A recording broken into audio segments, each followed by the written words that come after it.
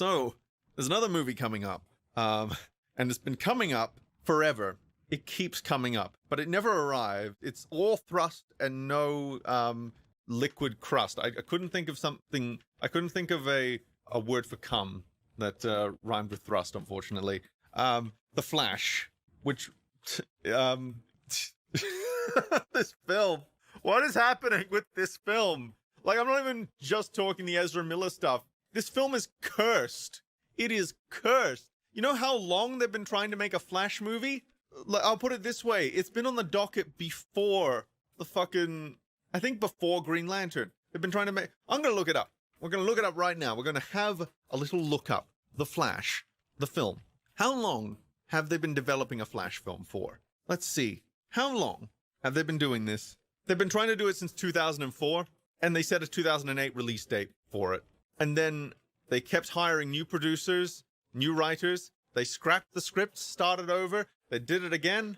They thought, oh, well, we now have one in the Justice League now. That means we have a film coming. Still kept getting delayed. Still kept changing creative teams. Like, it was Wally West, and then it was Barry Allen, and then XYZ. There's probably a graveyard of different Flash projects in the Warner Brothers back lot. And it's so funny to me. It is so funny that how cursed this film is. This is what is it called? What's that law? It's not Godwin's law. That's something very different. Murphy's Law. This is Murphy's Law, the film. So we've now got this film that's been now it's been shot, but now, you know, first there was pandemic stuff that pushed it back. Then the fucking main cast member loses his mind and just does all the stuff that he did. And on top of all of this, right? Like, let's ignore all the behind the scenes drama that keeps happening with these films. Like, it's funny. It's really funny. It is really, really funny. The Flash, Liquid Crust, still starring Ezra Miller. Yes. But it's just imagine, right? Like let's think about the product that this film has become. Like, this is supposed to be a Flash film, but let's just go back in time. Imagine if you went back in time and you went back to when this film was first being developed, 2004 through 2008. You know, this is before the Man of Steels, the Green Lanterns, you know, before any, you know, if you go back to 2004, that would be pre-even Batman Begins. So let's just go back to, let's go back to 2004. You know, we don't even have Green Lantern Rebirth yet. So we're in a very different time. Actually, maybe let's go back to 2006. So that's like the beginning of what we consider more of the modern era, of the current era, where a lot of things have kind of like Hal Jordan's back as Green Lantern, all of that. You know, Batman Begins has come out. Let's go there. So, you come from the future, and then you go, hey, yeah, so that Flash movie did eventually come out, just so you know. And then they're just like, oh, cool. Oh, well, I didn't know how long that was going to take. So who's the villain? General Zod. Oh, what? Oh, yeah, it's all about Michael Keaton's Batman teaming up with a new version of Supergirl to take down General Zod. Oh, so it's like a multiverse? Oh, they just brought that back with Infinite Crisis. So I guess, but what? This is a Flash movie, right? Right. This is the Flash. Yeah. This is a Flash movie, and so this is the first Flash movie. This isn't a sequel or anything. So let me get this straight. So you have the first. So the first Flash movie is also going to be the first time he meets Batman. Nah. They basically introduced the entire Justice League in 3 films, so we already have that covered. 3. Wait. They introduced the entire Justice League in 3 films. Are there like 2 members of the Justice League? Is it like more like the Justice Duo, like Flash and Batman? Nah. You got Man of Steel, which introduced a Superman, and it's like, oh yeah, that sounds reasonable. And then you got Batman v Superman, Dawn of Justice. Wait, what? But where? What? And then you got Justice League. Wait, they made a Batman versus Superman film before introducing Batman in his own film, or do they use the Nolan Batman? Nah. This is a new one they introduced right in that film. Oh, fuck. Okay. Okay. Were they any good at least? Well, they've got a cult following. They've definitely got a cult following. You put a lot of emphasis on the word cult there. I said what I said. Oh God, man, oh man, oh man, oh man, oh man. God, I can't imagine. Like, this is kind of the nightmare scenario we're in right now. This is the worst possible. This feels like one of the worst possible timelines. Like, probably not the worst. It can always get worse, and the universe keeps proving that.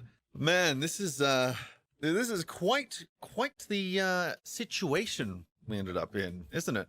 Surprisingly, I still really love shared universes. I still love that concept. I think there are so many different things you can do. I feel like it is such a fertile ground for storytelling, and it's such a worthwhile thing to explore when you do it right. It can give you some of the most heartfelt moments. It can make things more meaningful because you have so many dimensions to build upon. There's an art to it though, and you know, every mistake made with all the shared universes that have come out since Avengers, that's really shown just how much of an art there is to the shared universe. You know, the right balance between creative freedom and adherence to the larger universe.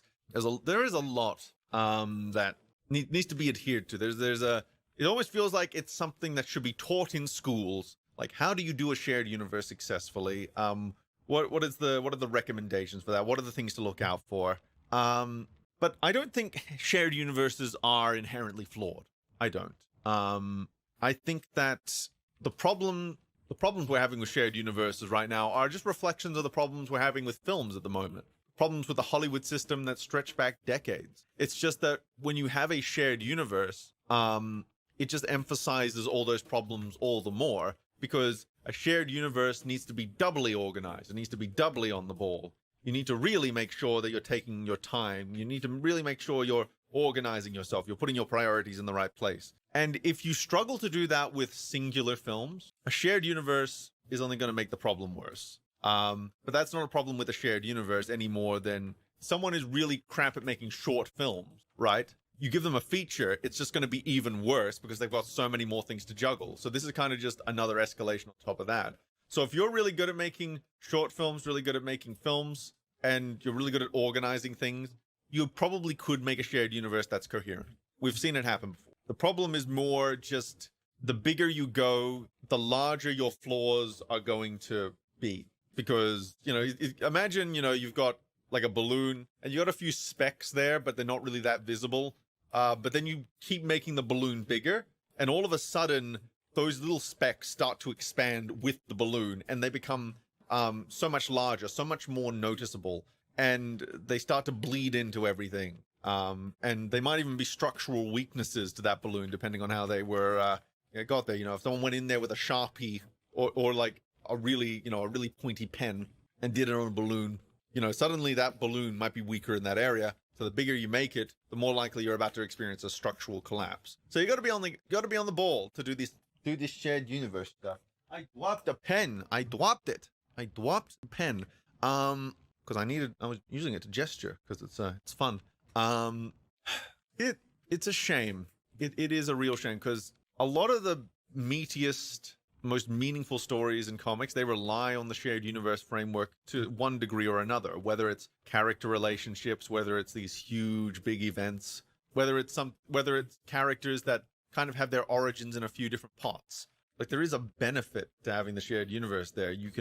It's such a fertile cross-pollination ground. But it's a shame. I guess we'll have to wait until like AI art gets good enough to the point where just a DC fan who's got, you know, their head on straight can just write up a bunch of scripts, put it into the AI, and then the AI just farts out something beautiful.